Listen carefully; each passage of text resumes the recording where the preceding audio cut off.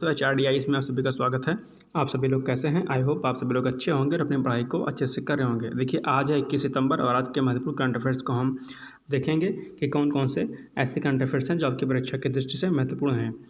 इसके पहले अगर आप चैनल पर आप लोगों में से कोई भी नया है तो आप लोगों से रिक्वेस्ट है कि प्लीज़ चैनल को लाइक शेयर एंड सब्सक्राइब जरूर कर दीजिएगा, क्योंकि इस चैनल के माध्यम से आपको डेली करंट अफेयर्स कराया जाता है और ये करंट अफेयर्स आपके RO, UPPC, CPSSC, PET, BPSC, RAS, MPPSC, UGC net, CUT सहित सभी एक दिवसीय परीक्षाओं के लिए समान रूप से उपयोगी होता है। इसके साथ साथ में जितने भी उत्तर लोक सेवा आयोग से संबंधित जितनी भी परीक्षाएं होती हैं या अन्य जो भी परीक्षाएं होती हैं आयोग द्वारा, उनसे संबंधित सभी प्रकार के नोटिफिकेशंस और उनके परीक्षा योजना और सिलेबस वगैरह के बारे में सभी कुछ डिस्कस किया जाता है। तो इन सभी प्रकार की अपडेट और क्लासेस को पाने के लिए फ्री ऑफ कॉस्ट क्लासेस पाने के लिए चैनल को प्लीज़ लाइक शेयर सब्सक्राइब जरूर कर दीजिएगा। चलिए बिना देरी के हुए आज का सेशन स्टार्ट करते हैं। देखते हैं कि पहला प्रश्न क्या है।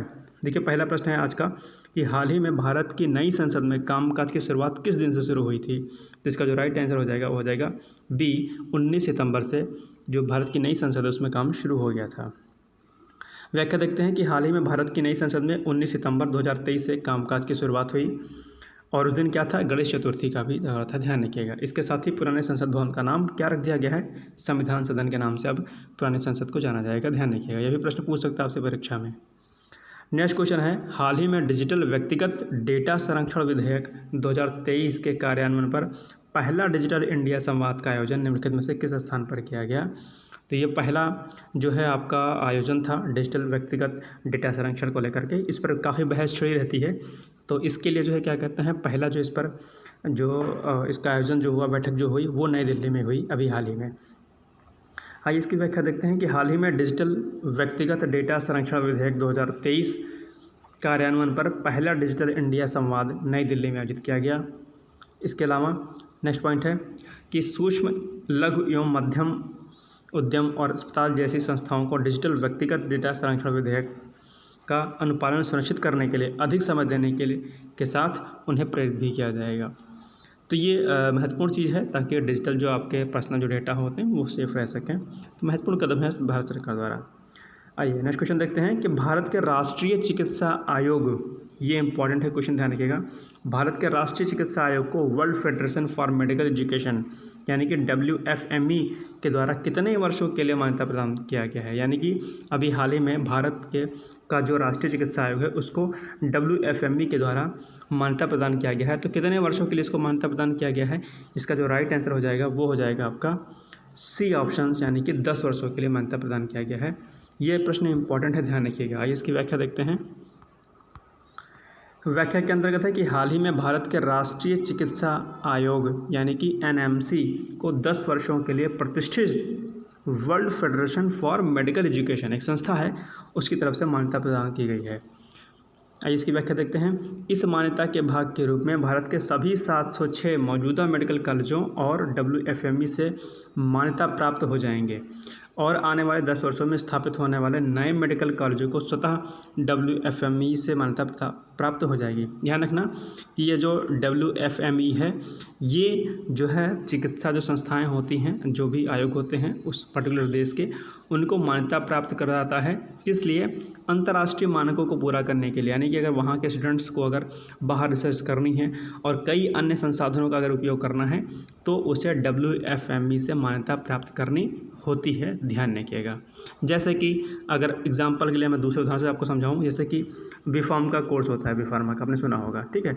तो B.Pharma का कोर्स तभी प्रॉपर तरीके से मान्य होता है जब PCI से वो अटैच हो। PCI एक संस्था है जो कि मेडिकल काउंसिल की, जो कि इसे अप्रूव करती है कि हाँ अब B.Pharma कोर्स आपका प्रॉपर तरीके से मान्य है। अब इसके विद्यार्थी अन्य संस्थाओं में जो है मेडिकल क्या कहते हैं ये मेडिकल जो स्टोर होते हैं वो ओपन कर सकते हैं और अन्य कई सारी गतिविधियों में भाग ले सकते हैं। उसी तरीके से अंतर्राष्ट्रीय स्तर पर WFME संस्था है और ये देश के अन्य जो भी मेडिकल संस्थाएं होती हैं उनको मान्यता प्रदान करता है अंतर्राष्ट्रीय स्तर पर उनके विद्यार्थियों को जो है रिसर्च करने के लिए और अन्य टूल किट प्रयोग करने के लिए। तो ये इंपॉर्टेंट क्वेश्चन है, ध्यान रखिएगा। अब बात करते हैं कि world federation for medical education क्या है। तो यह एक वैश्विक संगठन है, जैसा कि मैंने आपको बताया, जो कि पूरी दुनिया में चिकित्सा शिक्षा की गुणवत्ता बढ़ावा देने के लिए समर्पित है, यानी कि स्टैंडर्ड एक मेंटेन करने के लिए आपको अप्रूवल देता है, आपको मान्यता प्रदान करता है। कौन? World federation for medical education. ध्यान रखिएगा, परीक्षा में प्रश्न पूछ सकता है कि ये क्या है। अब बात करते हैं कि राष्ट्रीय चिकित्सा आयोग भारत का क्या है। तो राष्ट्रीय चिकित्सा आयोग भारत का प्रमुख नियामक निकाय है, जो कि चिकित्सा शिक्षा अभ्यास का निरीक्षण करता है। ठीक, इसके अलावा स्वास्थ्य देखभाल शिक्षा में उच्चतम मानकों को बनाए रखने के लिए प्रतिबद्ध राष्ट्रीय चिकित्सा आयोग पूरे देश में गुणवत्तापूर्ण चिकित्सा शिक्षा और प्रशिक्षण प्रदान करना सुनिश्चित करता है, यानी कि क्वालिटेटिव जो मेडिकल आपकी एजुकेशन हो वो हो, और इसके साथ साथ में आप अवेयर हो चीज़ों को लेकर के, और आपका जो प्रशिक्षण हो वो एक स्टैंडर्ड लेवल का हो। तो इसलिए जो है आपका राष्ट्रीय चिकित्सा जो आयोग जो है वो भारत में काम करता है, बनाया गया है। ध्यान रखिएगा, तो ये भी आप महत्वपूर्ण प्रश्न है। तो अब मुख्य परीक्षा में भी प्रश्न पूछ सकता है कि राष्ट्रीय चिकित्सा आयोग के बारे में आप क्या जानते हैं। और राष्ट्रीय चिकित्सा आयोग को मान्यता प्राप्त करने के साथ ही जो कि WFME ने दिया है, अब आप भारत चिकित्सा के क्षेत्र में किस तरह से प्रगति कर सकता है, इस प्रकार से कुछ प्रश्न आपसे मुख्य परीक्षा में पूछ सकता है, ध्यान रखिएगा।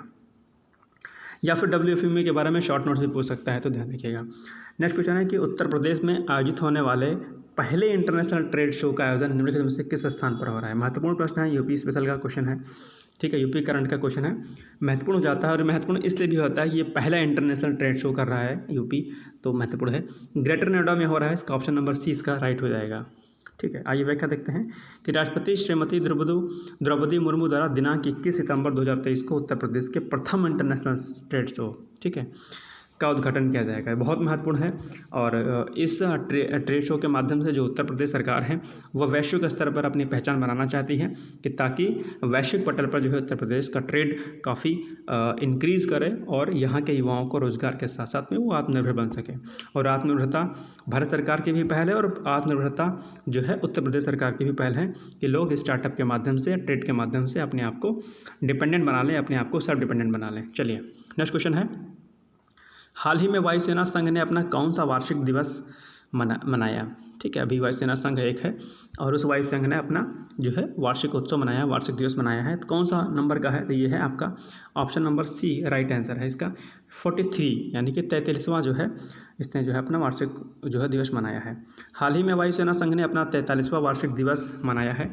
वायुसेना एसोसिएशन क्या है, कि वायुसेना एसोसिएशन गैर सरकारी क्षेत्र में एक कल्याणकारी संगठन है, जो वायु सैनिकों और उनके परिवार के कल्याण में सक्रिय रूप से शामिल है। अगर इसकी स्थापना की बात करें तो इसकी स्थापना 15 सितंबर 1980 की हुई थी। ये पॉइंट भी ध्यान रखिएगा, पूछ सकता है आपसे परीक्षा में प्रश्न कि वायु संघ का जो है स्थापना कब हुआ था। तो अब ध्यान रखना है आपको कि 15 सितंबर 1980 को इसकी स्थापना हुई थी। अब आज का प्रश्न आप लोगों के लिए है कि हाल ही में उधमपुर रेलवे स्टेशन, ठीक है, उधमपुर रेलवे स्टेशन का नाम बदलकर क्या रखा गया है।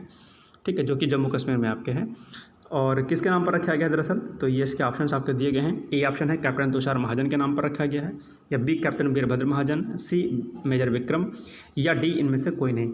कमेंट बॉक्स में जाइए और कमेंट करके बताइए कि इसका आंसर राइट आंसर क्या होगा।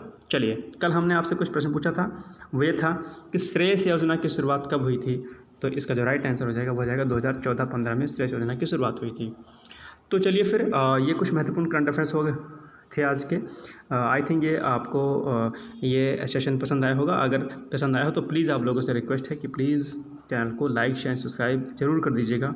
जल्द ही आप लोगों के लिए UPPCS और ROR से संबंधित जितनी भी क्लासेस होती हैं प्रोवाइड कराई जाएंगी फ्री ऑफ कॉस्ट। इसलिए चैनल को प्लीज़ लाइक आप लोग शेयर सब्सक्राइब जरूर कर दीजिएगा। इसके अलावा बता दूं कि अगर कोई विषय आपको तैयार करना है, कोई अन्य जानकारी लेनी है, तो डिस्क्रिप्शन बॉक्स में जाइए, वहाँ पर प्लेलिस्ट बनी हुई है और UPPCS ROR की मोटिवेशन की, कौन सा सब्जेक्ट किस तरीके से तैयार करें, तो उन सभी वीडियोस को देखने के लिए आप लोग जाए प्लेलिस्ट में और वहाँ से वीडियो को देख सकते हैं और आपको तैयारी में फ़ायदा उससे मिलेगा। चलिए फिर मिलते हैं कल एक नए सेशन के साथ। तब तक आप लोग पढ़ते रहिए, मस्त रहिए, व्यस्त रहिए। जय हिंद, जय भारत।